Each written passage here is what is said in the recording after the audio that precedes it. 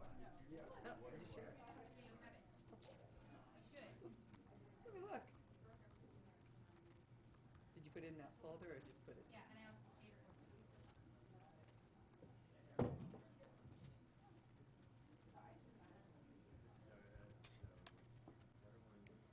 Ralph? Where's my gavel? It's right behind your screen. I want it. But you start using like a 12 or a 14 font. I want the little, what is this called? I don't know. Okay.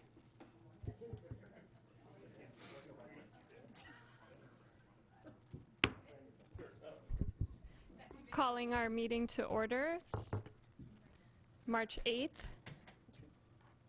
Board of Directors of the Mercer Island School District, regular meeting. And do I have a motion to establish the agenda? I move we establish the agenda as published. Do I have a second? Second. All those in favor? Aye. Aye. Great, we have an agenda, and our first item is recognition of education support professionals, which is near and dear to my heart because that's how I started working in education, is working as an education support professional, as a paraprofessional. So thank you, Donna, for reading the proclamation tonight. So next week, March 12th through the 16th, is Education Support Professionals Week. And we do have a proclamation from Governor Inslee. Whereas education support professionals are involved in nearly every aspect of education, maintaining buildings and grounds, preparing and serving meals, keeping school facilities clean and orderly, assisting in the classroom, providing over 60% of all instructional hours to special education, English language learner, and opportunity gap students, performing and conducting research activities, providing information, technology, and media services, administrative support functions, safe transportation, and a secure and healthy environment, and many other specialized services. And whereas these dedicated individuals deserve recognition and thanks for the outstanding work they do for this state, their communities, and the students enrolled in Washington's public schools and universities, and whereas there are over 62,000 education support professionals working with and helping children in Washington universities and public schools, and whereas education support professionals are instrumental in fulfilling the state's responsibility to educate all students, and whereas by supporting the learning environment, education support professionals are crucial partners with teachers, parents, administrators, and school boards. Now, therefore, I, Jay Inslee, Governor of the State of Washington, do hereby proclaim March 12th through 16, 2018, as Education Support Professionals Week. And in Washington, I encourage all people in our state to join me in this special observation, signed in February. So, again, we will make sure that this recognition gets sent out to each of the school sites and each of our departments, so our employees here on Mercer Island know how much we appreciate all of their dedicated work to our students. Absolutely. Couldn't do it without them. It's really an astounding number, that's 62,000 in our state. It's really a huge amount, and we couldn't do our duty of educating our students without them. So thank you to all the educational support employees in our district and the state. Our next item is public input, and I have two listed here so far. So if there's anybody else, please sign in. And I'll call up Ella Warburg first. And while you're coming up, I'm going to read our public comment description. The meeting is a meeting of the board in public. If you would like to address the board on a particular issue, please limit your remarks to not more than 3 minutes. Appoint a spokesperson if the concern is a group concern. And if desired, provide written documentation to the board's secretary, our superintendent, Donna Klosky, in order to be included as part of the official board minutes. The board may direct the superintendent to respond to the issues expressed at a later date. All right, Ella, you have 3 minutes. Thank you, and thank you for this opportunity to address the school board. My name is Ella Warburg, a senior at Mercer Island High School. I'm here to help and be part of a solution. I would like to speak about the threats that have been made against our school, the action taken to prevent future threats, and communication within the high school.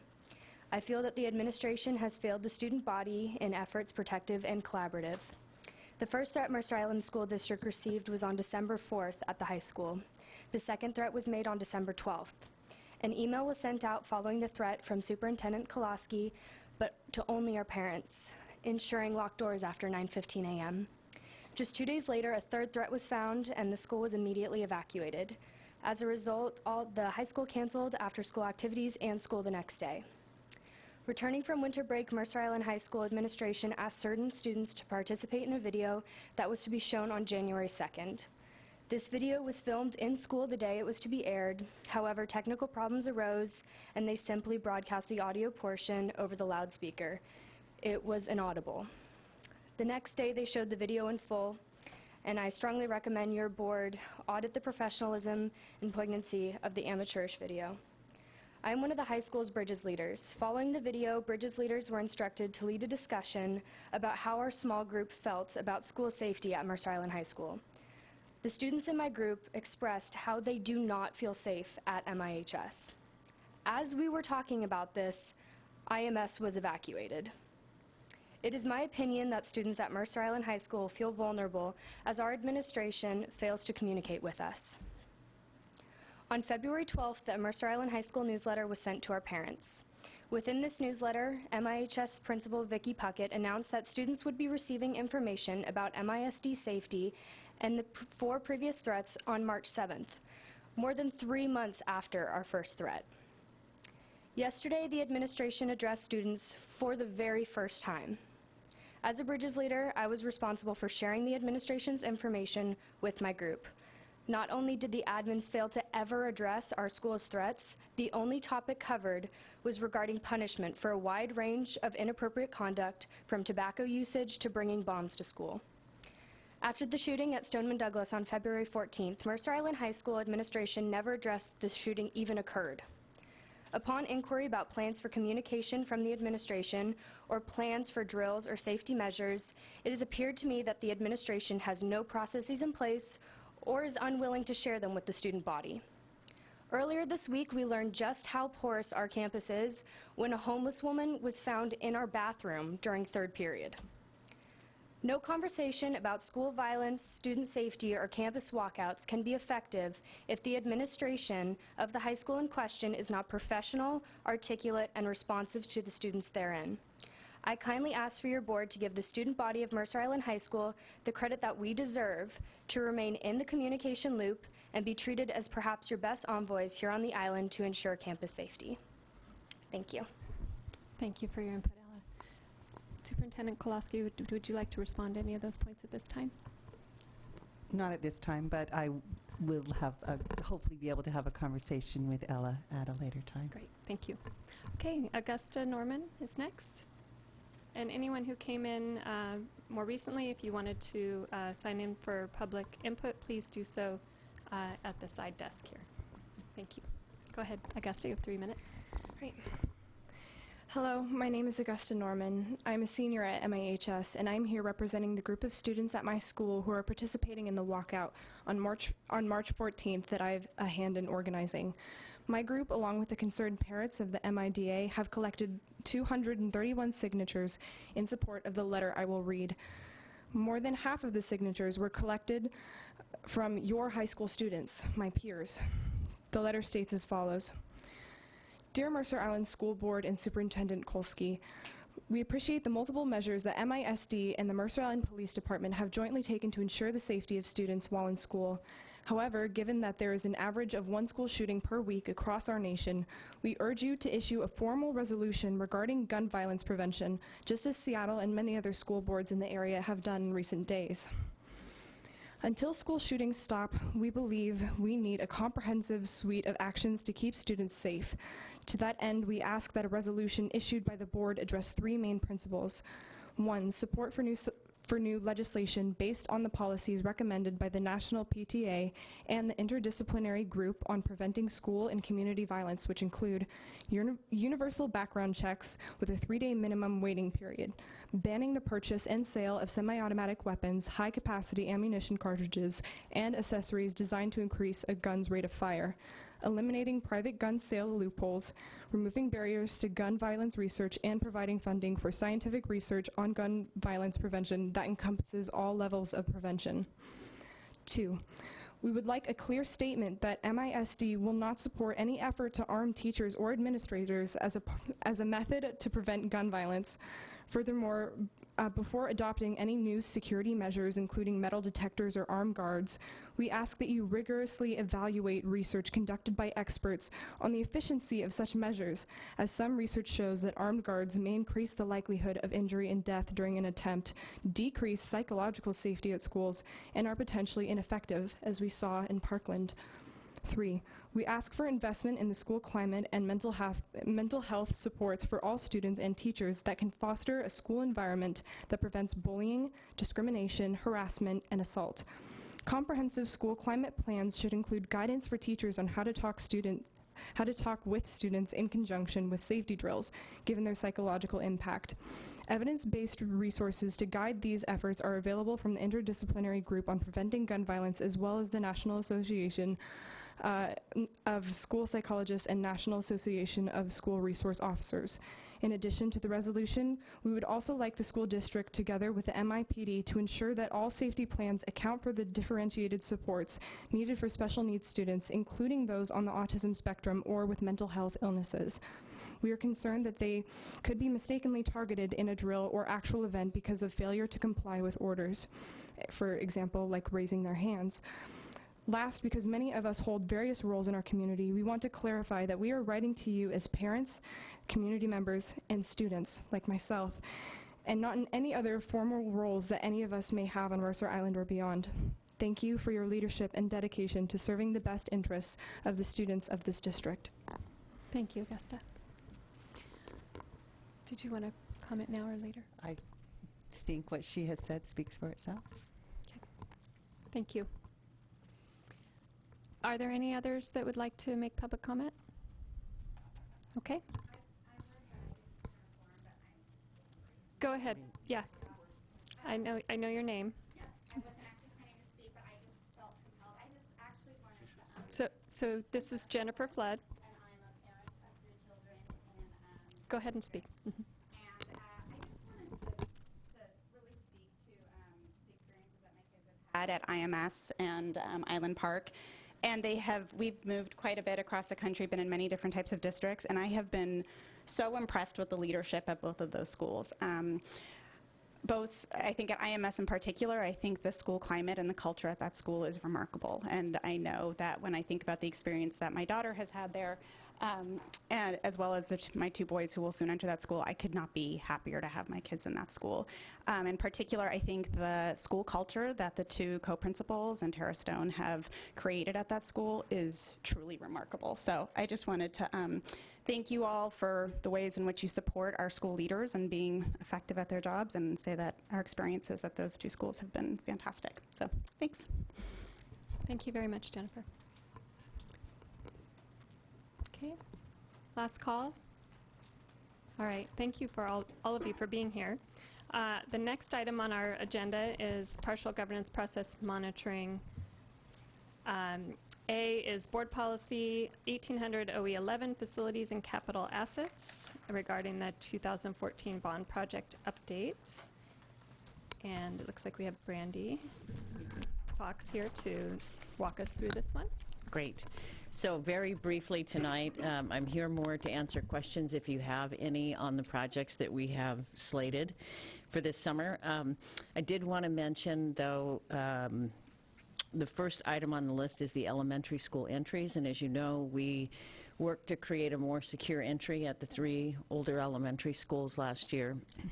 And there's been some interest in looking at that for the high school as well. And it's not a simple fix at the high school. We don't have the same condition that we have at the elementary, so it's going to take a bit more thought and probably a bit more money. But we are starting that process with Malum next week, so expect to have some options to look at soon. And then the other thing I wanted to mention is that the Mary Waite Pool exploration about that pipelining went well, and we are on target for doing that work at spring break. So that'll mean a 9-day closure of the pool over spring break. Big drain the first weekend, and then the work during that week. The Navy will be here, and it's not because we have an emergency. So if you see the Navy on site, they are very interested in this pipelining process as well. So we're going to have a contingent of people over from Silverdale and Bangor to watch how it's done. So, yeah. And any other questions on the roof or lighting? Thank you, Brandy, for this report. Let's see. We did have a community member ask about, I'll talk briefly about this and frame it, about the re-roofing of the high school, and if it essentially could be future-proofed for future solar panel installation. And I think the background is, I think the community has looked at previously a solar installation that was community funded, and I don't think that got off the ground either with the school. And I think the city spent quite a while doing that, and that didn't get off the ground. Right. But that doesn't mean a third or a fourth attempt might come to fruition. Right. Given the investment in the roof, could you speak about future proofing for solar panel installation? When we did our investigation about how we wanted to re-roof the school, it's currently done in asphalt shingles. And so we looked at whether we could install a metal roof. The advantage to putting solar panels on a metal roof, like we have at Northwood and at IMS, is that those panels clip onto what's called the standing seam of the middle roof. So there's no penetrations for a support structure. The only penetrations are the cables that need to go down to the inverters that feed into the system. So we looked at, it would be about $2 million more to put a metal roof on the high school. We also explored a hybrid option where maybe we would just put metal on the like the south face of the gym and the south face of the commons and the south face of the administration so that it looked uniform.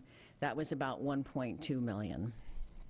So we really felt like there are a lot of other opportunities on our facilities. The pool is a great candidate for a metal roof and solar panels in the future. And we feel like 70 or 80 penetrations through that south face of the gym roof probably isn't a good choice at this point. And the cost to go metal is just too high, so. I appreciate that, and I think it's just good that the community knows that. Absolutely. A lot of thought went into it, and there's trade-offs with everything, so thank you for Right. that. You bet. Any other questions? No? Okay. Thank you very much, Ben. You're welcome. Okay, next we have Board Policy 1800 OE6, Budgeting and Financial Planning for the 2018-2019 budget planning process. And Ty Bergstrom is here. Did you have any setup? Good evening. He's ready to go. All right. Ready to go. great. Thank you. It's that time of year again where we start planning, and as we start planning, last year around this time, maybe a little bit later in the year, as part of the consideration of the planning that we went through, I took all the points within OE6, Operational Expectation 6, financial and budget planning, and I went through and I kind of illuminated what our thought process was and what our targets were and what we're doing to try to meet that objective, and that's what I'm bringing to the board tonight again. So as we go through OE6, this is just a point-by-point consideration. So the first point is to maintain staff, and if you have questions, please feel free to interrupt me at any point. So maintain staff, parent, and community support by focusing resources on classroom instruction. For this current year, 17-18, we refocused a lot of the staffing that we felt that we could add back in. We had a lot of concerns due to the levy cliff and budget considerations, and we were in the process of rolling back some additional staffing that had been added over the last few years to try to keep us in a good place. With the addition of foundation coming through with a angel donation and some additional funding sources, we felt that we would be in a good place to add all those teachers back in, and then I believe we even added a couple more as we got closer to the start of the school year to match the enrollment within the K-3 numbers. So we focused this year on making sure that we had as close to 17-to-1 staffing ratio as we could, and that's our focus again for 18-19, to maintain that 17-to-1 staffing ratio. And I realized today that we've never actually sat down with the board or brought to the board and the community how that ratio is calculated. So my next budget update, I'll bring the ratio and I'll walk you through how it's calculated and walk the community through it as well.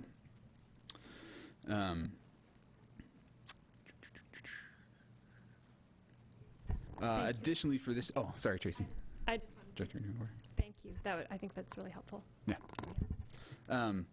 Additionally, focus this year for our consideration for the next year. We have a growing population of special ed students, some of which are very high need. So we are adding additional certificated and classified staffing to the budget for next year to make sure that we maintain appropriate staffing ratios in the special education program. Point 2, the budget is cost-effective, balanced, sustainable, and meets bargain commitments to staff and meets all legal... Actually, sorry, I'll back up on the staffing side. We've got IMS. Are we doing anything in the high school, or is there no changes in the high school? There's a little bit of additional increase in FTE at the high school, staffing FTE at the high school, because the 8th grade rolling up is a relatively large class. So as that moves, staffing at the middle school staying the same, there's a slight increase in staffing at the high school. In terms of special education staffing at the high school, I don't believe there's any additional increases. I want to say there's not. It's mainly West Mercer and Northwood and IMS. Do we get any extra funding from the state for this? This is all based on enrollment, so is that right? That's an interesting question. The supplemental budget just came out today. I haven't had a chance to, I was at a finance conference all day, so I haven't had a chance to really dig in and see the numbers yet. There is consideration, they have added additional money to the special education program. I don't know what we're going to be getting out of that yet. I can bring that back next time I come for an update. And some staffing can be rolled into the levy and could be considered a reimbursable cost through safety net. We could backfill some of those costs. So, any other questions? Do you have a question? Okay. All right. Is the budget cost-effective, balanced, sustainable, and meet bargain commitments to staff and meets all legal requirements? The budget for next year, we'll be making the best use of our available resources to ensure that we meet our bargain commitments and all the legal requirements. I'm not entirely exactly sure yet what the resources that will be available to us because I haven't had a chance to look at the final budget. We should be getting some additional revenue that should be backfilling the salaries that we pay to the staff, and the salary increases that have occurred for this year and the increase that will be coming for next year. Point 3, maintain an adequate budget reserve to meet the financial requirements for bond rating agencies. We're not looking at a bond right now. We have no plans. As far as I know, the board does not have any plans to go for a bond. It is not exactly a high priority at this point. When we get closer to having discussions about having a bond issue, we will reconvene, take another look at our fund balance and what the credit requirements are. We had an exceptional credit rating, higher than the state of Washington's, and the state of Washington was great to begin with. So I'd like to see us get back to get to the place again where we can have that exceptional credit rating. Point 4, meet the following priorities in order. Maintain a safe learning environment for students. We're exploring options to use our capital project funds for security enhancements at various facilities. We are currently, as Brandy mentioned, we are currently exploring security enhancements for the high school, possibly reworking some of the front of the building, the main entrance, to provide greater secured entrance during the day, as well as adding some additional locking mechanisms and key card readers at some of the doors in the building. We've upgraded the elementary schools. We did that last summer. We are looking at upgrading the emergency radio systems that we use for the district, as well as the bus radios. That's an acceptable use of our capital project funds. Falls under the technology plans. We're looking at implementing a new mass communication tool that allows multiple forms of communication with parents and community members, and other security software programs that will potentially enhance the speed and reliability of communication of safety issues within the buildings. Further, as part of the staffing process, the district is reviewing staffing needs related to security, and we are actually, I wrote this before we added some additional security FTE at IMS. So they will be having full-time security staff, student supervisor staff at IMS. So can you clarify, or Superintendent Kolosky clarify, how that's different from an SRO?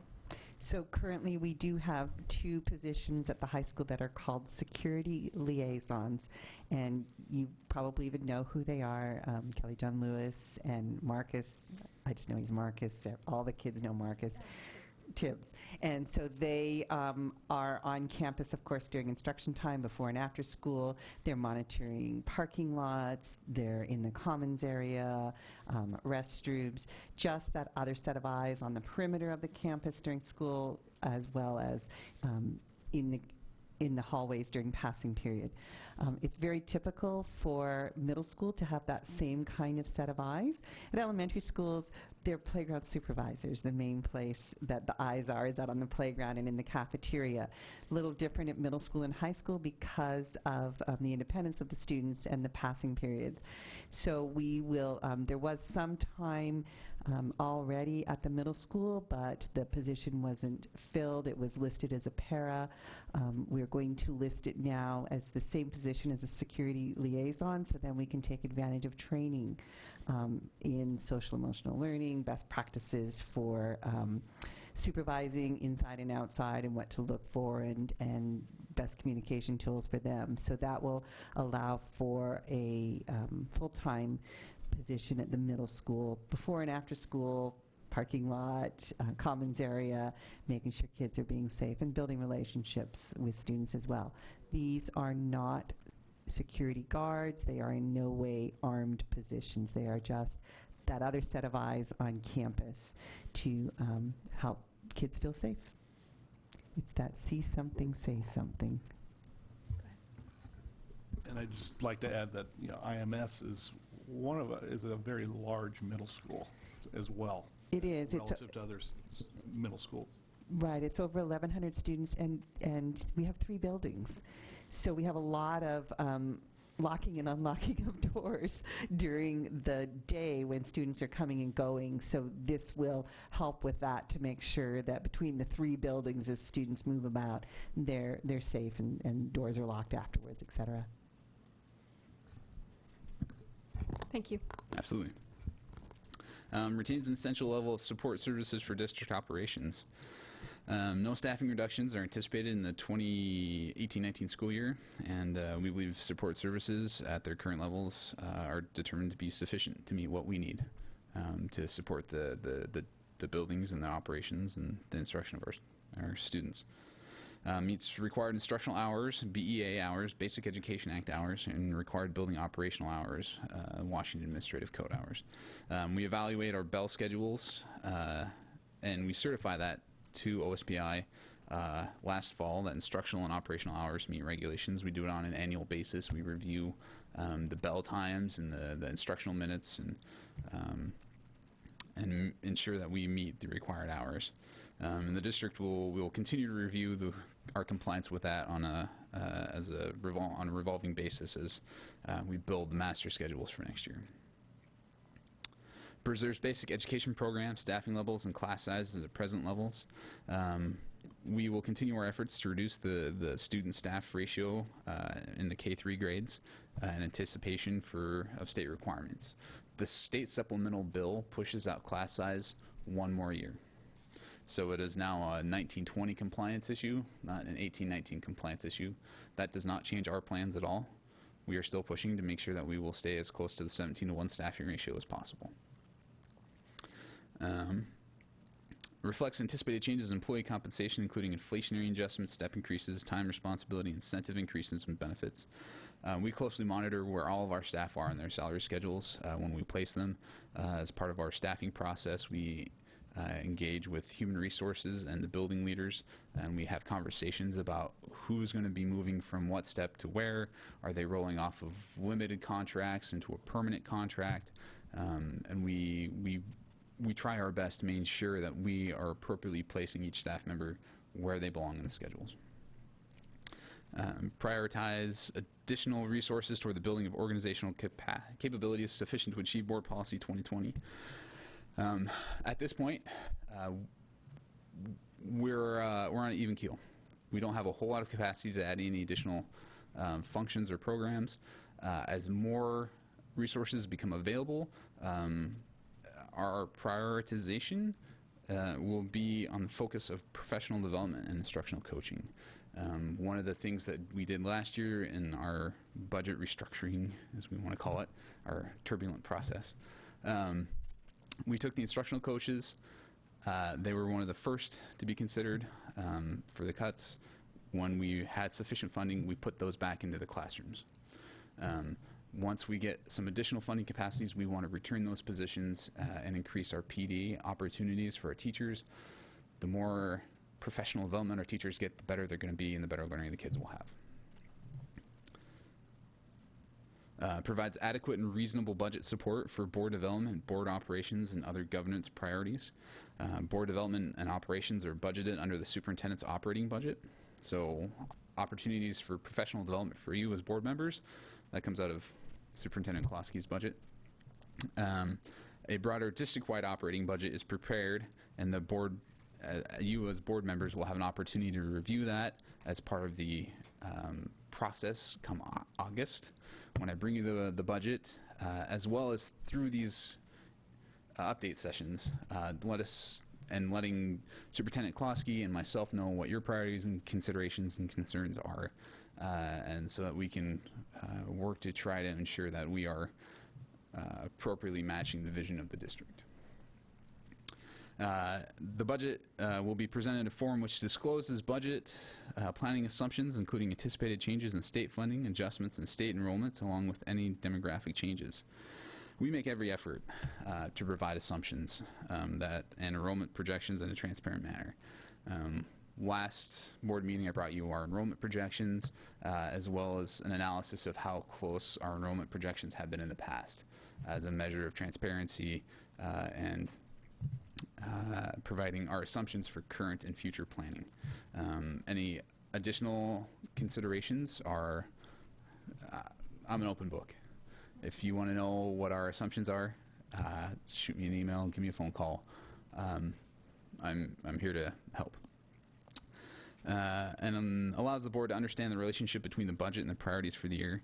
That's part of why I'm presenting tonight, is to make sure that you understand our priorities as the staff members of the district, making sure that we have opportunities to make sure that we're aligned in our priorities, as well as the public hearings that will happen in August. It's an opportunity to have a much larger, broader, richer discussion with members of the public and ensure that everybody understands and is on the same page for where we are in terms of the budget.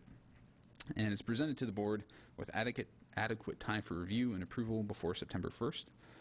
we are required legally to have a budget in place and approved by the board on August 31st. And part of that process, there are time requirements for public hearings, number of readings that must be obtained, and the amount of time of advertising before public hearings. So we start working on notifications to the public and providing budget information to you, the members of the board, late July and early August, so that you have a chance to see it and discuss it and approve it. And that is that. Are there any additional questions?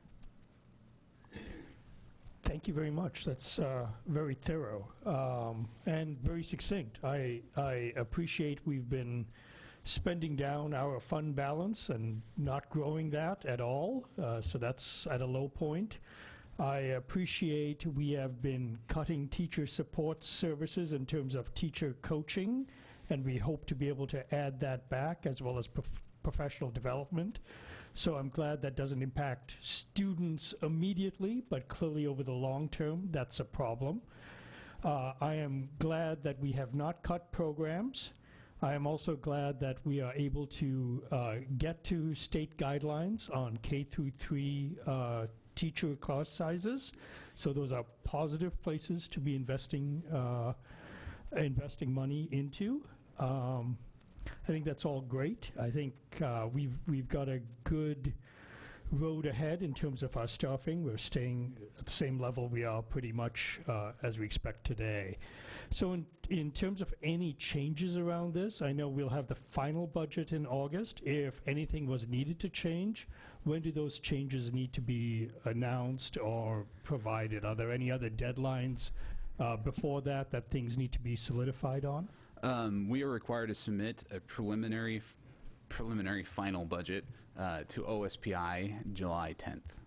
So we should have our budget as completed as possible by July 10th.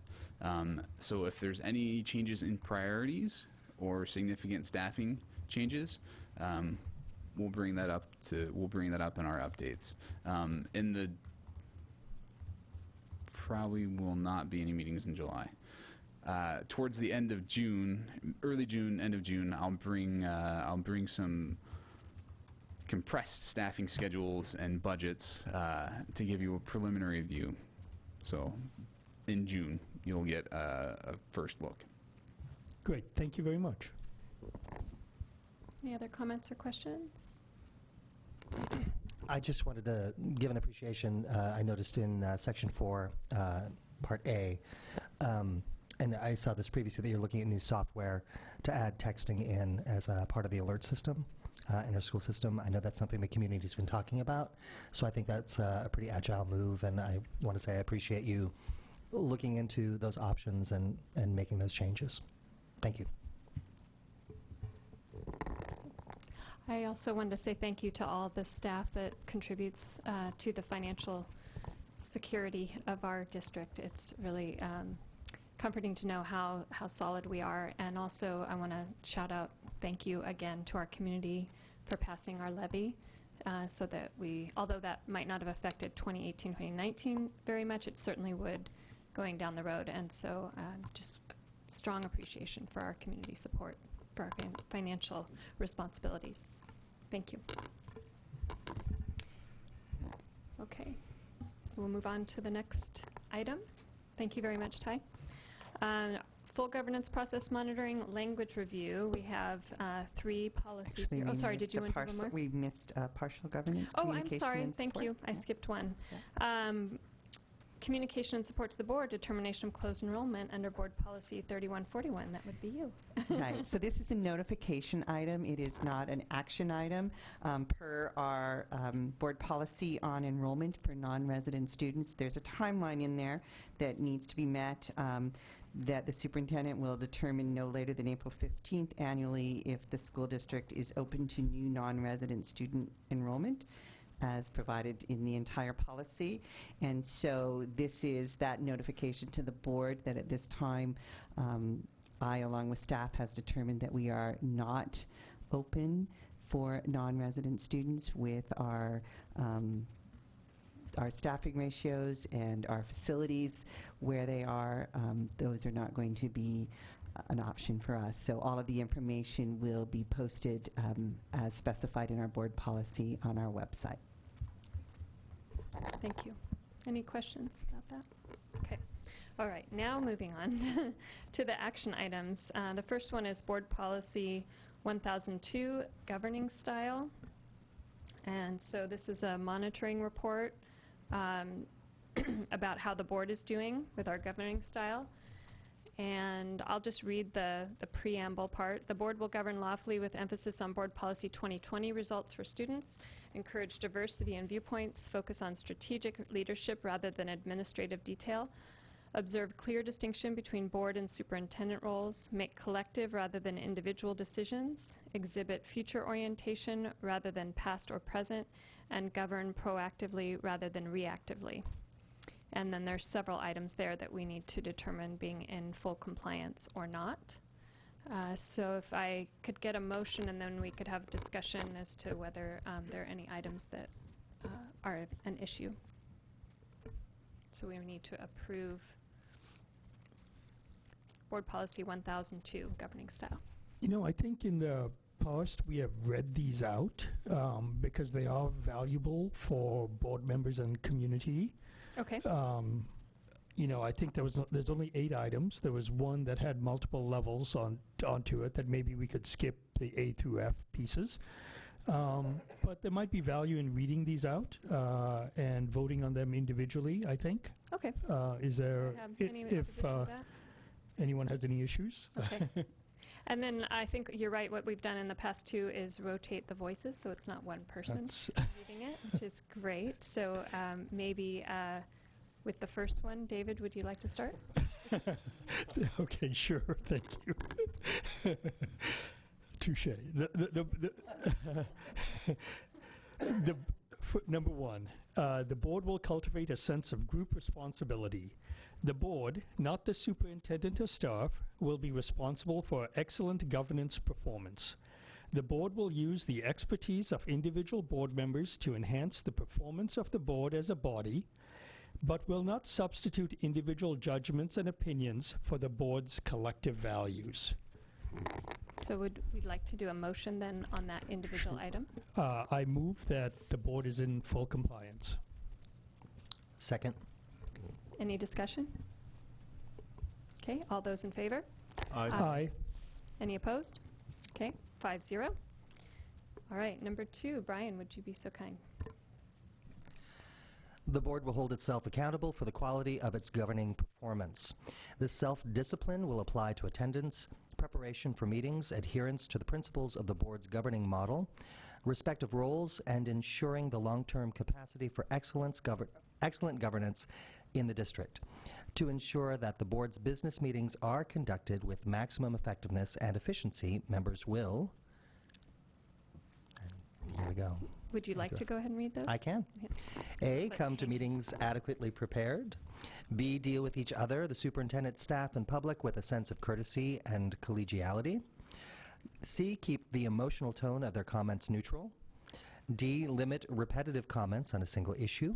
E, focus their attention first on the large values important to the district and conserve their time and energy for that task by declining to address smaller issues of lesser importance. F, evaluate decisions based on a weighing of costs and benefits to the district. And Oh, then there's can more. you go on to the next G, for Gina? accept reasonable approaches chosen by the superintendent. And H, be cautious and deliberate in giving instructions to the superintendent. Thank you. And do I have a motion to find us in compliance for number 2? I move we find the board in compliance with portion 2. I'll second that. Any discussion?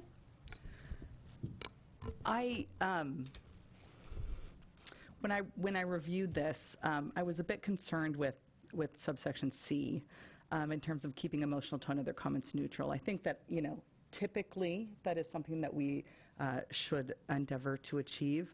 However, I think that there's times when emotions are important. And I hope that I believe that this board has done that, and I think it's important at times when appropriate, when it's appropriate that a motion be able to be seen. I think, and correct me if I'm wrong, but I think that was referring not to happiness, joy, or sadness about something, but maybe to reduce any outbursts of anger in the past. That would be my impression. That would make sense. So with that, if anybody wants to make another comment about that, you may. Okay. So with that, I think we're at the vote now, right? Yeah, we need to vote. I was just trying to find the words. All those in favor, that's it. So, Aye. Aye. Great. All those, any opposed? No. Okay, motion passes. Number 3, Deborah, do you read that one? The Please. board will direct, control, and inspire the district through the careful establishment of written policies reflecting the board's values and perspectives. The board's major policy focus will be on the annual and incremental progress toward intended long-term benefits for students, not on the administrative or programmatic means of attaining those benefits. Accordingly, members will not, A, assume responsibility for resolving operational problems or complaints, and/or B, give personal direction to any part of the operational organization. Okay, thank you. Do we have a motion? I do move that we find the board in compliance. I second. Okay, any discussion? Okay, all those in favor? Aye. Opposed? Motion passes. Number 4. Okay. Continuous board development will include orientation of candidates for the board and new members of the board about board's governance process, and periodic board discussion and evaluation of its processes to assure continued improvement. Thank you, and a motion? I'll make the motion that the board is compliant. I second. Thank you. Any discussion? All those in favor? Aye. Those opposed? Motion passes. Number 5, I'll read. The board will hold a study session for the purposes of candidate orientation in the event of any upcoming board vacancies. Vacancies include an open position which needs to be filled due to the resignation of a board member, as well as an upcoming election, whether the current incumbent is planning to choose to file to run or not. Do I have a motion? I move the board is in compliance. I second. Any discussion? All those in favor? Aye. Motion passes. Number 6, David? The board will allow no officer, individual, or committee of the board to hinder its performance or prevent its fulfilling its policy commitments. I move that the board is in compliance. Second. Any discussion? All those in favor? Aye. Motion passes. And number 7, Brian, please. The board will monitor its process and performance at least twice a year through a debriefing process. Self-monitoring will include comparison of the board's performance with policies in the Administrative and Board Policies Series 1000. Okay, do I have a motion? I move that we find the board in compliance. I'll second. And any discussion? All those in favor? Aye. Aye. Motion passes. And number 8, Deborah. The board, by majority vote, may revise or amend its policies at any time. However, normally, a proposed policy revision will be discussed at one session of the board prior to being approved at a subsequent board meeting. In emergency circumstances, the board may approve a policy change without delay upon an affirmative vote of 4 members. Do I have a motion? I move that we find the board in compliance. I'll second that. Any discussion? Okay, all those in favor? Aye. Motion passes. Thank you. So the board is in full compliance with each and every item in Board Policy 1002. All right, and moving on to item B, Board Policy 1003, Board Job Description. Is there any suggestion that we read through each one of these as well? Think about that, and I'll read the preamble. The job of the board is to represent the citizens and to lead the organization by determining and demanding appropriate and excellent organizational performance. To distinguish the board's own unique job from the jobs of the superintendent and staff, the board would do these following 7 items. Should we read those aloud as well? Okay. All right. You're up then, Rolf. Number 1. Number 1, ensure that the vision, mission, and fundamentals, also known as ENDS, as described in Board Policy 2020, are the focus of the organizational performance. I'll make the motion that we are in compliance. I'll second. Any discussion? All those in favor? Aye. Motion passes. And number 2 is advocate for the organization and the students it serves. Have a motion? I move that we're in compliance. I'll second that. Any discussion? All those in favor? Aye. Motion passes. Number 3, David? Maintain constructive two-way dialogue with students, staff, parents, and citizens as a means to link with the entire community, primarily around the board's 2020 policy. I move that the board is in compliance. A second? Any discussion? All those in favor? Aye. And I missed saying aye there. Aye. I'll be the 5th aye. And that motion passes. Number 4? Develop written governing policies that, at the broadest levels, address A, vision, mission, and fundamentals, ENDS, organizational impacts, benefits, and end results for students, what end result is desired and at what cost.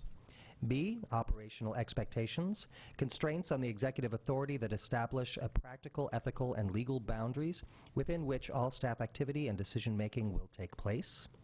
C, governance process, how the board will conceive, carry out, and monitor its own work.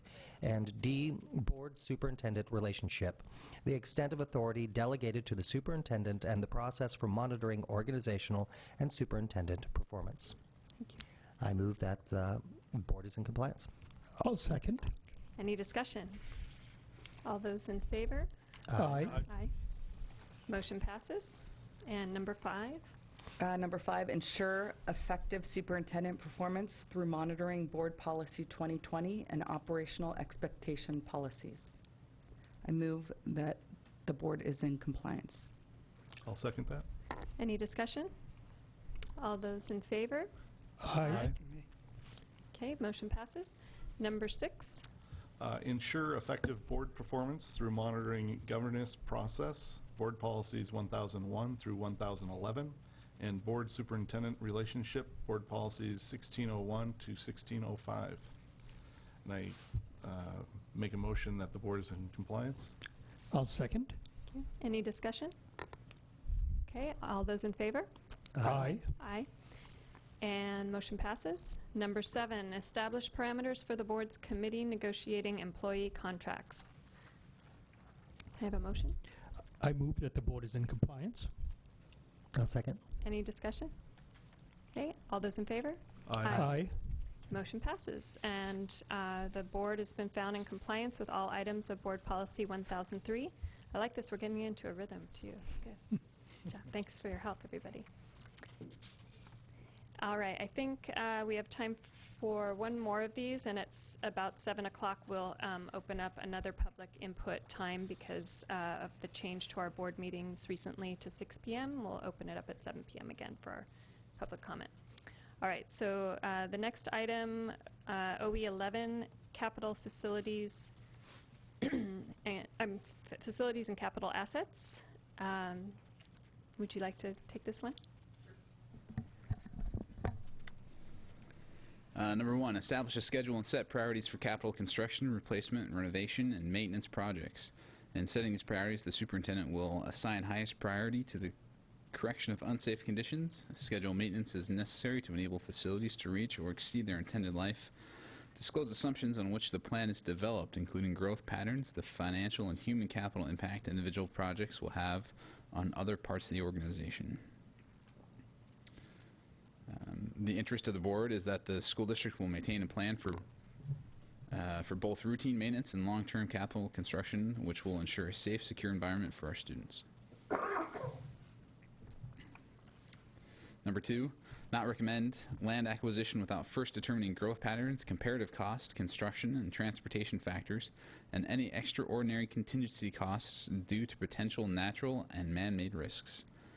The interest of the board is to be well informed of any short-term or long-term plan to acquire land for school purposes such as building or field development to meet anticipated demographic changes in student population and or student program.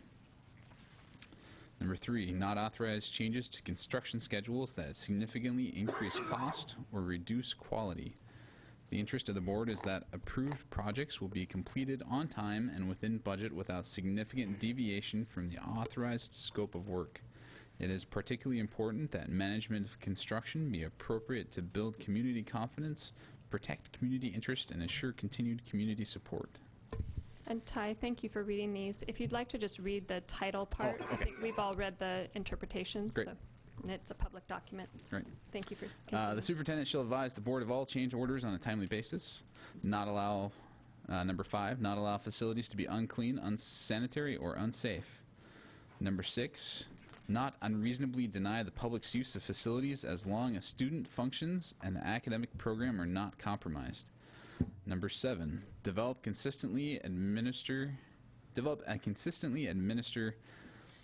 detailed facility use guidelines delineating permitted uses, the applicable fee structure, clear user expectations, including behavior, cleanup, security, insurance, and damage repair, and consequences and enforcement procedures for public users who fail to follow the established rules. Number 8, provide and maintain a comprehensive and functional technology infrastructure.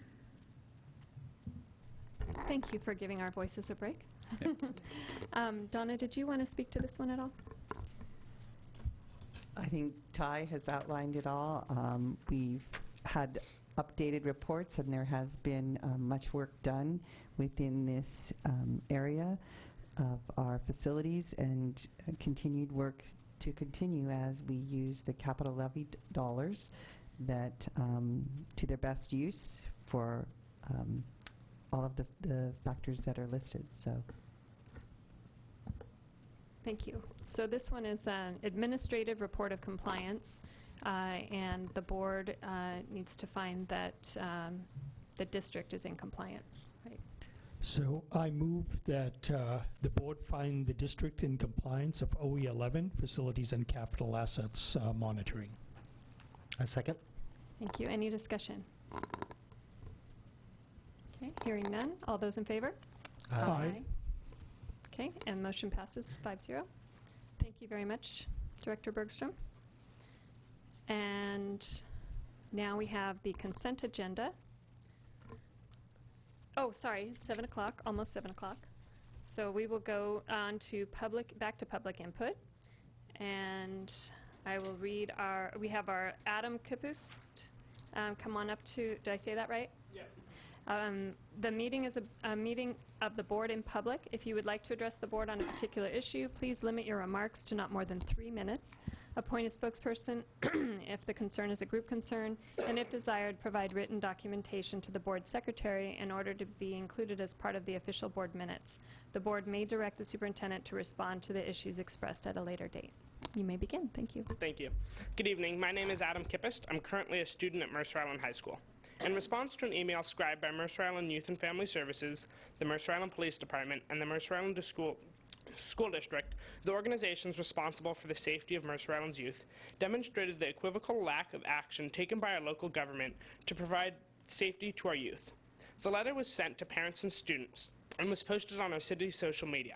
But despite claiming to answer the tough questions of what our local government is prepared to do to prevent school shootings, the letter simply gives an overview to what the school and Youth and Family Services have already unsuccessfully been doing. The letter describes Mercer Island's basic programs of mental health outreach and school discipline as a gold standard. But these resources have been in place while threats to our school ensue on a regular basis. Even with the resources in place in our high school has received multiple threats, assaulting our students' right to learn, including one threat requiring the emergent evacuation of our school.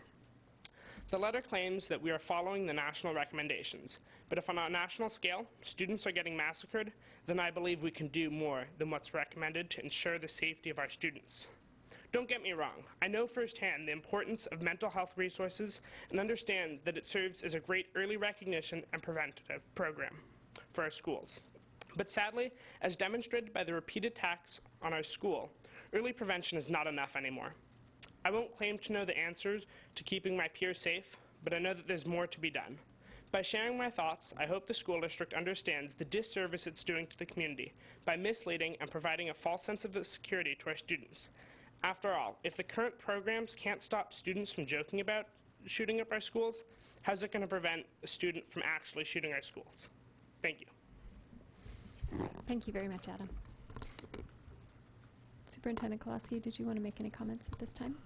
Just if, Adam, if you have your written document, if you wouldn't mind sharing a copy of it with staff, that would be great. Okay, thank you.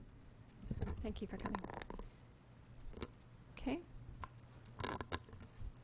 Seeing no other public input, we'll close public input for the night and move on to the consent agenda. Looking for a motion? I move we approve the consent agenda as published. Second. Any, all those in favor? Aye. Aye. And the consent agenda is approved, 5-0. Next, we have superintendent's report. So first up is on your agenda just a confirmation of additional study sessions, special meetings to continue from previous study sessions for the board strategic planning, March 30th, which is a Friday from 9 to noon in the boardroom at the district office. And so that's a 3-hour session. And then on May 15th, following the site visit to Northwood, we'll meet, we're guessing at noon to 3, also in the boardroom. We looked at other locations, but we will be in the boardroom. A couple of things that weren't put on the agenda. Ty already shared that we actually have received a notification very late today. It was around about 5 o'clock that I received one saying that the state legislature passed the state's 2018 supplemental operating budget with important additional investments in K-12 education. We're still analyzing that as to the impact on our budget. We don't think it's going to be hugely different than what we already know, but we will report back when we have that. Also received in the mail today, we were very pleased to be able to share some good news that at a previous meeting, the board had approved a waiver for the emergency school closure of Mercer Island High School on December 15th, and we will receive our basic education funding for that one day of the school closure. So that was good news that we were glad to be able to share. Let's see. Also, we are in the process of extending out our student calendar. We have one more year to go in the cycle, and so we're working with MIEA on the student calendar. We just wanted to make you aware that part of the process will be a parent survey as an input tool as we bargain the student calendar, and that will be coming out next month. We'll make sure that you see that as well. And lastly, not mentioned, and we'll bring it up again at the next meeting, March is Women in History Month. And I just couldn't resist sharing a favorite book in honor of Women in History Month called She Persisted, and in fact, a nationwide recognition for 2018 is titled Nevertheless, She Persisted. And so my goal during a good portion of March is to have this opportunity to read this particular book, a favorite that was a gift to me, to as many students who I can find who will listen to it. So. And appropriate for International Women's Day today as well. That is today also, yes. Anything else? That's all. Okay. One announcement I had is that I, along with maybe a couple of other board members, are going to our WASDA Director Area 2 meeting on Thursday the 15th. Who else is going to that? Great. Okay. Thank you. And we'll start with board reports at your end, David.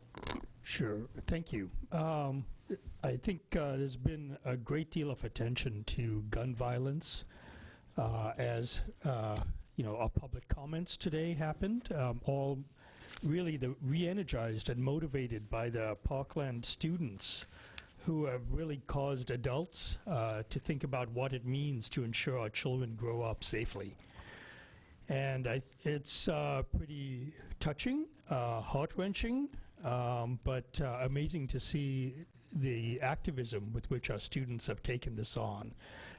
Obviously a very hard change to make, and we need to think about the global changes or national changes, but I also think we need to think about the local changes and what should we be doing locally. So one of the best investments in ensuring safety of students has been about having well-staffed and funded mental health counselors.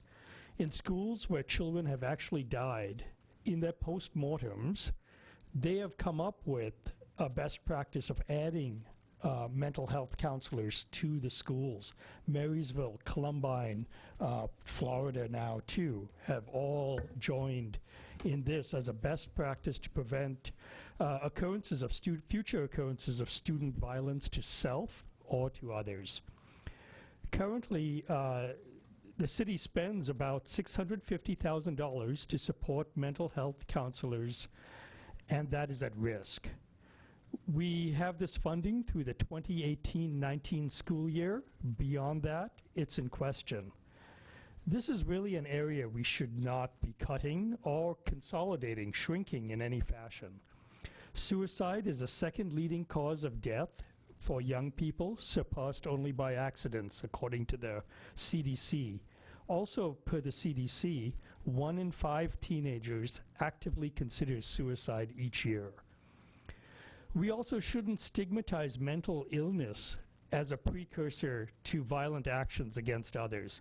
In fact, mentally ill people have a higher chance of committing harm to themselves than to others.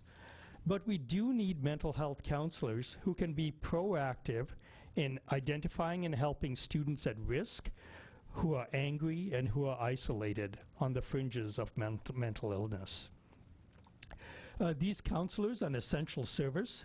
They help our community. They help students in all our schools, both public and private, so not just our district.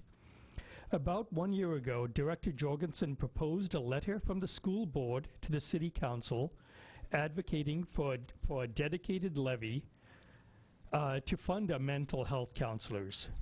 At the time, we decided not to pursue a letter because short-term funding was allocated to this issue, and the city was embarking upon its own efforts to rationalize citywide funding problems through their citizen advisory group and other policies that they have in place.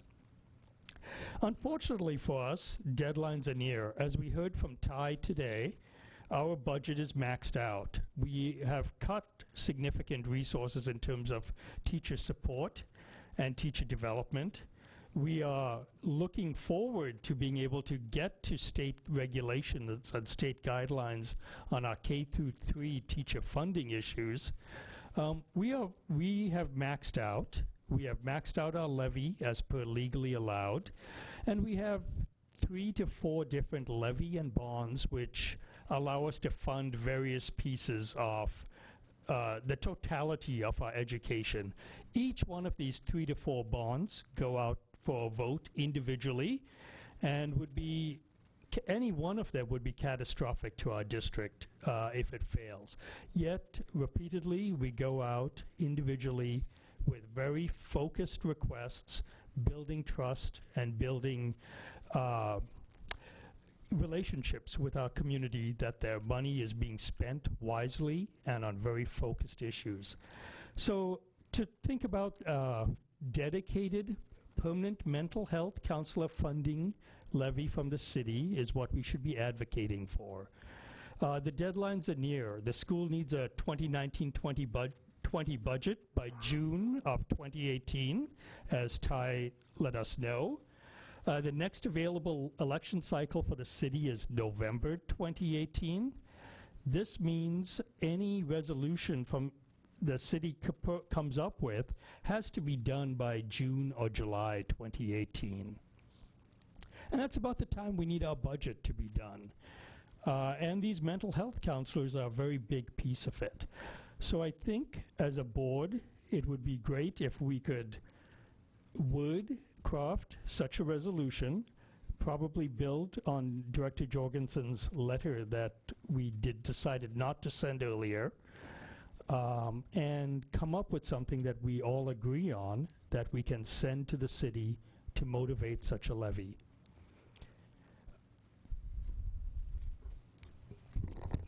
Okay, so we can have a little bit of discussion about this without taking any action at this time.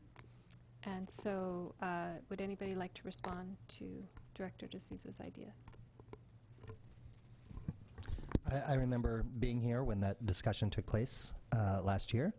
And at the time, I remember feeling a little bit sunken that it didn't pass to send that letter forward. Not so much to tell the city what to do or what they should be planning, but rather to ask for their support and their help and their partnership in ensuring that our mental health counselors are permanently seated within our schools. I think we see across the nation, as you pointed out, it's proving to be valuable to our students. To student safety, to student mental health, to student and school culture. And so I would be in support of such a letter.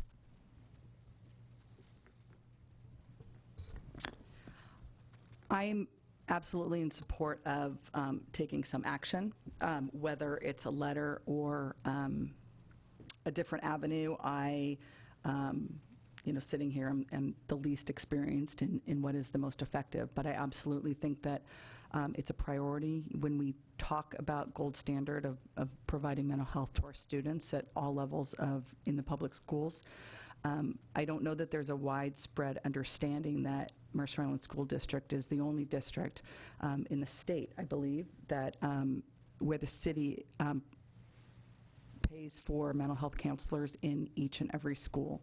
That doesn't happen other places. Students don't have the same access to the mental health services that our students do.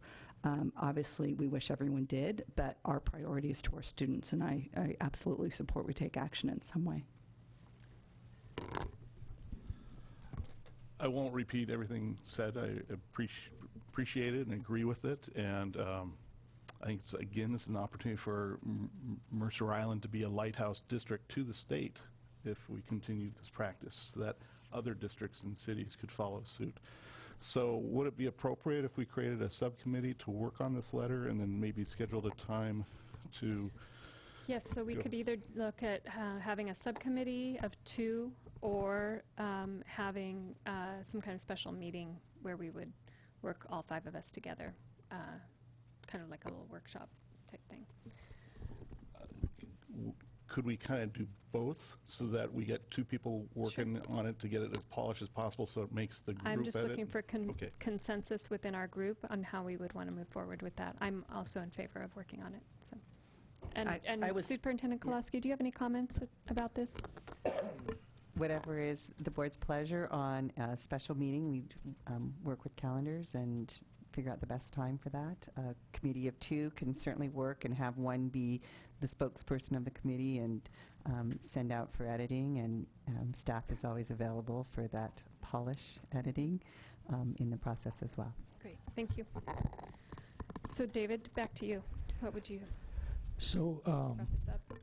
we don't have a formal resolution right now, so maybe 2 of us should get started on it. I think since we'll build on, maybe take a letter and convert it into a resolution of some sort. So do you want to work with Maybe Ralph and I might sense. do that. I was going to say. And then we, as a board, meet in a special meeting to go over that. And I think in the past when we've done such things, there's really no emotional or passionate attachment to the initial work of the committee. I think we found that things get much better when the group of 5 work on it, and definitely open to that. Great. So I'm seeing some nods. Are there any objections to going forward with what Director D'Souza just described? Okay, so we'll have a committee of two, Director D'Souza and Director Jorgensen, start work on this and get back to us as a board, and we'll look at scheduling a meeting where we can all work on it together as well. Or maybe we work towards Tuesday. We've got a site meeting on Tuesday, is Okay. that right? Yes. We do?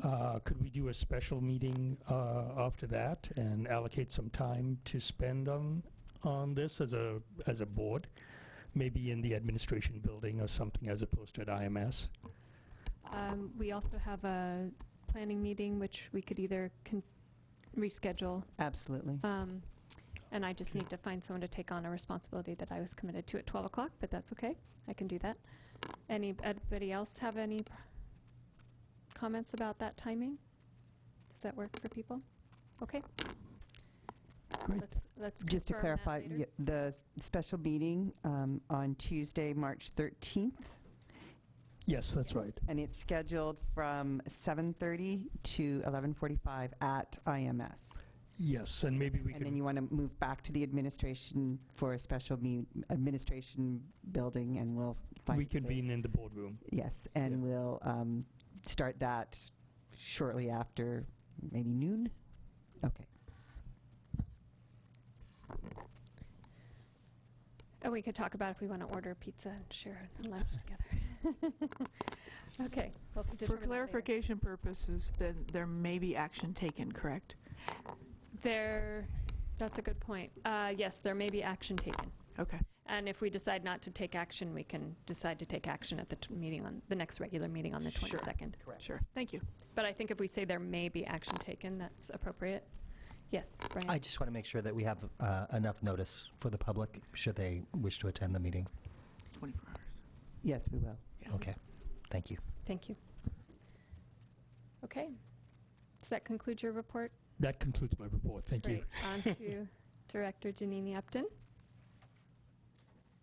Okay. I decided to change things up a little bit, try some new stuff. So I wrote out a report. I typed it out, and I'm going to leave this with Superintendent Koloski to be filed. And so appropriately, should anybody want to see comments and all of that, as opposed to submitting them in advance to insert into the agenda. Does that make sense? Okay. So I wanted to kind of cover the meetings that I've been at since our last meeting and talk about some of the topics that have come up of discussion in those meetings, because I sense that there's a lack of that two-way conversation happening. I'm attending these meetings, but there's not really a mechanism other than this to provide that input back to you as a board, so you understand kind of what I'm hearing, and the same process in reverse to those groups that I can bring them that information. So this is kind of what I've been doing at those meetings, is bringing the same kind of form. So on the 1st of March, I did a listen in on a phone call with the ACLU that was specifically designed to talk about students' First Amendment rights and specifically around the walkouts that are being planned. I thought that was really useful, and anyone can go to ACLU's website. The conversation is posted there, the video, as well as their PowerPoint slides, and all of that information is there. But I found it really useful to be able to understand students' rights to their First Amendment rights, and also the responsibility of the school district, and the respect that needs to be paid to school district policies when it comes to attendance and tardiness and all of that. So I encourage everyone to check that out if you haven't listen to it. Also on the 1st, I attended the Mercer Island PTA Council Advocacy Committee. This is the two co-advocates at the council level host a monthly meeting with advocates from all of the local units. And some of the topics that came up were interested in looking at linking anxiety and behavioral challenges within students and what's happening there. They're looking at hopefully asking the district possibly to create or add more resources for students looking at college applications. The discussion from a lot of the high school student parents there was that they felt that perhaps there wasn't enough resources, or they didn't know where to find those resources as they're going through that process. So that's a discussion happening. They wanted to know how they could support the walkouts that are being planned. So there was discussion around that. Also, it was interesting that while they were discussing school security, they were also discussing cybersecurity. So they're looking at lining up some special speakers through PTA that can speak to safety protocols and educating children about cybersecurity. They were wondering or want to look into possibly some kind of a referral system to help track harassment, intimidation, and bullying, which would be interesting, how something like that might work, protecting confidentiality and all of that. And then, while the City Council couldn't be at that particular meeting, the subject did come up of counselor funding, and so PTA is definitely looking at that. In the Safe Routes to School section of the meeting, there was a lot of talk about preparing for Walk and Bike to School Day. The partnership with the Mercer Island Police Department around that event and safe routes in schools. It was a really positive conversation. And bike groups on the island still working on the north-south routes and the funding for those safe routes for students. And then ultimately, under school safety and gun safety, the PTA Advocacy Group has selected to form a subcommittee to discuss PTA's specific role in supporting students, teachers, and parents. So I think we'll be seeing a lot more work coming out of that subcommittee and advocacy. And then on the 6th, I attended the Island Park Elementary Parent Advisory Committee, which is great. This is my second visit with them. On March 20th, they're hosting Parent Edge, The Gift of Failure, which will be really great, and I think it pertains when we talk about, in our fundamentals, academic entrepreneurship and taking risks. So I think that would be interesting for everyone. And then on March 23rd, their annual auction is coming up, which is how they support their paraprofessionals within the school. And they're excited to have visiting Mercer Island Police Department officers there that are going to come to the school and meet students, hang out at lunch, hang out on the playground, and just be there as a community building outreach, which I think is awesome. They're considering some options for 4th and 5th graders at recess who seem to be not as excited about recess, and why that might be, and if there could be other options. And I think about our beautiful new building, Northwood, and the great different spaces and conversation spaces that are created there, and so I think it'll be interesting to see how that conversation develops. And then they're welcoming a new 4th grade teacher that everyone is really excited about, and I think the students too. So I think that's awesome. With legislative updates, today was the last day of the regular session for Washington Legislature, and it was a tough final stretch for them. There was a lot that kind of got left on the table. So in the future, as we go into those regular sessions, I hope to have a little bit more information for everyone as to what bills are up and what areas could use our advocacy and support. And then upcoming events on the 11th, don't forget to spring ahead. Daylight savings time begins. And on March 15th, the Director Area 2 Regional Meeting in Seattle, I'm going to attend. And then as the last part, I wanted to do a little recognition of a special person.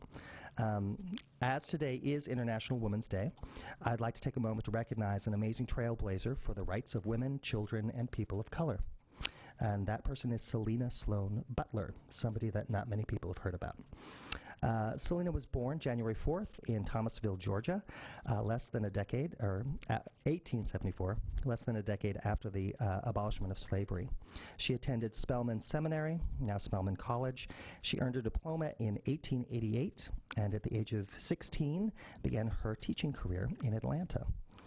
When her son Henry Jr. approached school age, she searched for a preschool but couldn't find one in her or any black neighborhood. And so she decided to start a kindergarten in her own home. And once Henry was enrolled in school in 1911, Selena founded the first Parent-Teacher Association for African Americans. It was modeled after its whites-only counterpart, the National Congress of Parents and Teachers. Furthermore, in 1919, she formed the Georgia State Congress of Colored Parents and Teachers. In 1926, she called for the very first national convention of the National Congress of Colored Parents and Teachers. And in 1929, President Hoover appointed Selena to serve on the Committee on the Infant and Preschool Child for the White House Conference on Child Health and Protection, which is now known as the White House Conference for Children and Youth. Before her passing in 1964, Selena led the NCCPTA for more than 30 years. She co-founded the Spelman College Alumni Association, organized the Phyllis Wheatley branch of the Atlanta YWCA, and led the Georgia Federation of Colored Women. Sadly, it took until after her death and to the year 1970 when the NCPTA and NCCPTA finally merged to form what we now know as National PTA. And Selena was finally recognized and officially named as a founder of the organization. In 1995, Selena was included into the Georgia Women of Achievement Hall of Honorees, and her portrait is now proudly displayed in the Georgia State Capitol. So when we think about amazing women on International Women's Day, I only got to learn about Selena about a year ago while attending a state conference of PTA. And her name is one that doesn't normally come up around National PTA, and it's one that I hope that we can all remember as an amazing woman who fought against odds to advocate and protect children. So that's all I have. Thank you. Thank you very much, Brian. Deborah.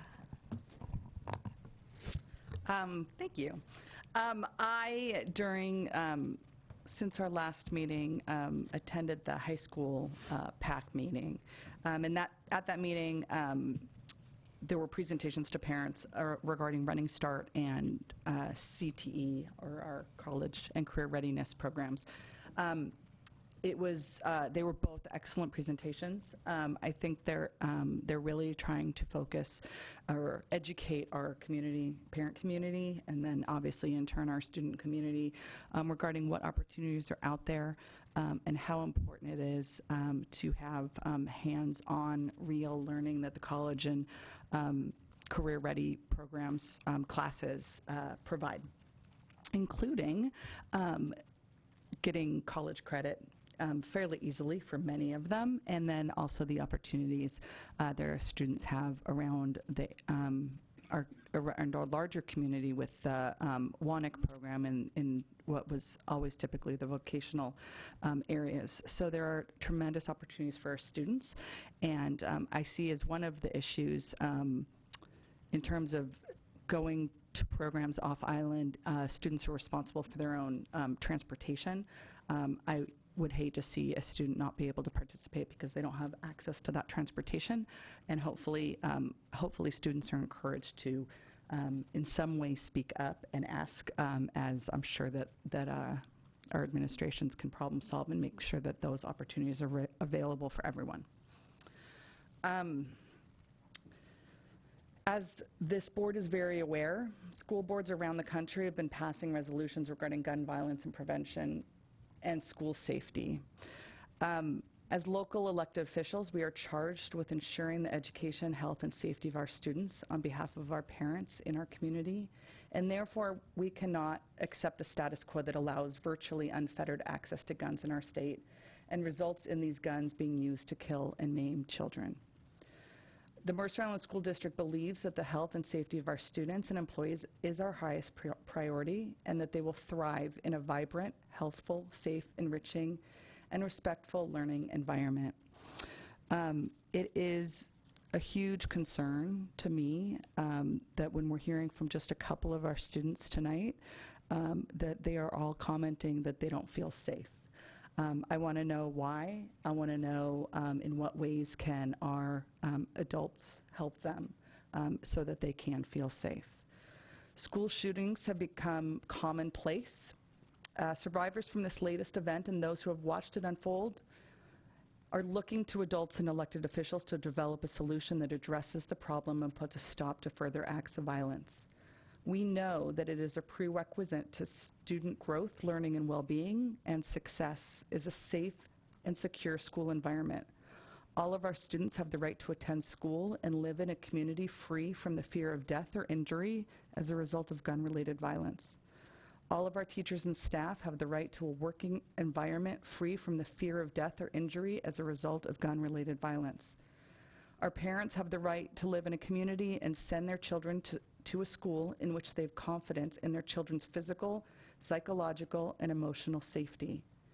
I am asking this board to draft and support a resolution that urges our national and local governments pass legislation that more effectively regulates access to firearms in the interest of public safety, funds public health research on firearms-related issues, advances mental health support, and allows local governments to enact common-sense local gun policies. Also, that the board review the topic of gun violence, including discussing the links between gun violence and mental health, the best practice for school safety, and the input of Mercer Island Public Safety staff and school staff and students on the issue of school safety and preparedness. I'm asking this board to support efforts to reduce violence in schools and communities that include strategies for eliminating inappropriate youth access to firearms and strategies to keep guns out of the hands of those who would harm students. I'm asking this board to encourage policies that ensure that the only armed persons at school are licensed law enforcement personnel. As part of this, I'm asking that we resolve that the Mercer Island City Council enact legislation that will permanently provide for a full-time Mercer Island Youth and Family Services mental health counselor in every Mercer Island public school.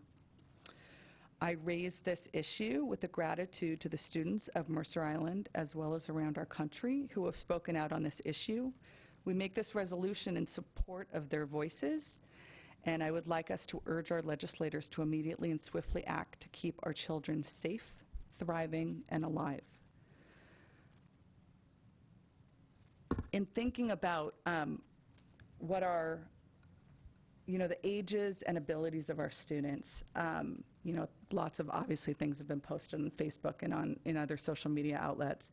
And one that really was eye-opening to me was the one that talks about Alexander Hamilton and the other political leaders of that time, and their ages were ranging from 17 to 23. Those are our high school students, and those are our soon-to-be college students. They're the individuals that are going to make change in our community as well as the national community, and we need to support their voices. Thinking back to college where we did a lot of activism, I'm sure we all participated in different efforts of activism. That seems to have been lacking in the last generation or two. Maybe it's because I've been removed from campuses. I'm sure it still happens. But I think back to the 70s where there were, which was before my time in college, but where there was very outspoken protests and on college campus communities that did obviously have an impact on nationally. I think it is our responsible to encourage and support our students, as well as making sure that our parent community knows that we are doing everything in our ability to support our administrators and teachers as they support our students. I don't expect that a lot of action or change will happen as a result of a resolution, but I think that demonstrating the support is of a tremendous importance. Similar to what we discussed with regards to the letter to the City Council regarding Youth and Family Services counselors, I propose that we establish a committee of 2 and then also discuss it as a full board and a working group so that we can create a resolution that we all come to consensus on and want to support in our voices. Thank you. All right, so we can have a little bit of discussion and reaction to Deborah's proposal. So start with you, Ralph. Sure. Is that okay? Appreciate all your work that you've done. It's obvious, and I'm sure you've been reading a lot of what other school districts have been doing and the challenge of this problem. So I'm very supportive of what you're proposing, and I hope and would imagine the board will be too. Very much appreciate the students here who shared their public input, as well as the students and parents that signed the letter. Also, very much appreciate the work the administration has done, and the superintendent, the Mercer Island Police, and the mental health counselors. And per your letter, this is something you've been working on, and the community has been working on for 20 years or more. So it's wonderful that this community works together, is comprehensive and collaborative. Let's see. And I've been looking at some of these statements as well, and I'm sure you've run into this, but the one that I think NPR cited yesterday, which was entitled A Call for Action to Prevent Gun Violence in the United States of America, where they come out with an 8-point approach towards treating gun violence as a public health problem. I thought there were some wonderful points that were made throughout. So whoever's on your committee, I hope that you have the opportunity to take a look at that as well. So thank you. Thank you. Should we go to you, David? Do you have any comments? I've spoken a lot already, so I will say I'm fully in support of doing such a resolution. Clearly, it's very timely, and we should get this done soon. Great. Brian? Yeah, I would be in support of a resolution. I want to make sure that we can focus on some action items that we can actually take, as well as supporting policies and changes in governance beyond us, but to ensure that we're taking responsibility here from a policy level and supporting our central office and our principals and our teachers and our paraprofessionals as they go about their duty. I think it would be awesome. Okay. Thank you for bringing this forward. I fully support it as well. And one of the things that, a few of the things that, one thing I looked at was NPR's article about here's how to prevent the next school shooting, according to experts, and making it a public health approach, which I think we already do to a certain extent, but we can always make improvements. Their top line message that they mentioned from many researchers was, don't harden schools, make them softer by improving social and emotional health. And I feel that our board has already been doing a lot of that with our fundamental about social and emotional health and all of our comments about supporting that in our schools. So I think also commenting, I think if there were consensus about, and I believe there probably is, though I can't speak for all of you, but that we not have armed people in our buildings, especially teachers, that's not the solution that we're looking for, but more on the preventative approach, and encouraging policy from the higher level governments to work on to keep guns out of the hands of many people. I won't go into that too much right now. One of the things I'd also like to see is, and according to this article, is one of the important issues I feel very strongly about, is devoting resources to shutting down bullying, discrimination, and harassment, giving us a chance to de-escalate conflict before it starts. And I think that especially is important in our community. We still have issues of bullying and harassment happening, and especially among our students who are of color. And although we have very small numbers, I'm hearing a large amount of students getting name-called or bullied about their skin color. And so I'd like to see us address that topic as well within the resolution. So those are just a few of my comments that I would have. So given that, we would, following our previous idea to have and what you suggested of having a committee of 2, and then maybe adding that to our agenda for the 13th, it sounds like that would be a good time to work on that. And if we need more time after the end of that meeting, we can decide at that time to extend our work together on both of these issues. And they're very related. So I think that we would be able to do that, and I would like to see that. So I'm seeing nods that is a consensus, so thank you all. So given that, we've already got David and Ralph working on one subcommittee. And Brian, you had brought up some of these issues last time. Would you be interested in working with Deborah? Or I would be a volunteer as well. But if you two would like to run with that, does that put you on the spot? Does that work for both of you to work together? I think that would be great. And then I'll run the meeting. Sound good? Okay, great. So we've got another, and Donna, would you like to make any comments? Just to clarify, so we'll have 2 agenda items, special meetings starting at noon. We generally put an anticipated end time. Do you want to do noon to 2? That would be a good goal. Yeah, I think Noon to 3. I think at least 3 would be a good We'll put noon goal. to 3. Yeah. And there may be action taken. Yes. Thank you. Yes, with regards to action, I certainly have no problem addressing it at the next meeting. I do just think that we need to make it a priority to take action prior to March 24th, the nationwide marches for student lives. Okay. Our next board meeting is the 22nd. Yes. So we could action them both on the 22nd too, Correct. and that puts them on the agenda list, allows the community to give public input Yes. prior to that, and then we could action the final on the 22nd. Yes. Okay. Agreed.